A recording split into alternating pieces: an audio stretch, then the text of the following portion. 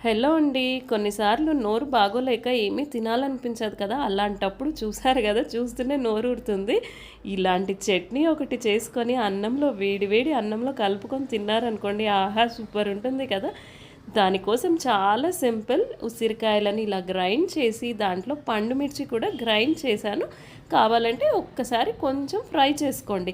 నేను ఆల్రెడీ చేసి రెడీ చేసి పెట్టుకున్నాను. కాకపోతే చాలా కారం ఉన్నాయి పండు మిర్చి. అందుకని కొంచెం మళ్ళీ కూడా ఉసిరికాయలు గ్రైండ్ చేసి ఏస్తున్నాను. కొంచెం లెమన్, సాల్ట్ ఏసి ఇలా పోపేసి కలుపుతున్నాను. ఇంకా చూసారు కదా! ఇలా మనం గాజు బాటిల్‌లో పెట్టుకుంటే, ఫ్రిడ్జ్‌లో పెట్టుకుంటే ఎన్ని రోజులైనా నిలువ ఉంటుంది. బట్ ఏదైనా చేసిన కొత్తలో అయితే టేస్ట్ చాలా బావుంటుంది కదా! ఇప్పుడైతే ఇంకా వేడి వేడి అన్నంలో కాస్త నెయ్యేసి, ఇలాంటి ఒక చట్నీ ఏసి కలుపుకొని తిన్నారనుకోండి, చాలా హాయిగా అనిపిస్తుంది. ఇలాంటిది నోరు బాలేనప్పుడైతే ఇంకా హ్యాపీ అనిపిస్తుంది. ప్రస్తుతం అయితే నాది అదే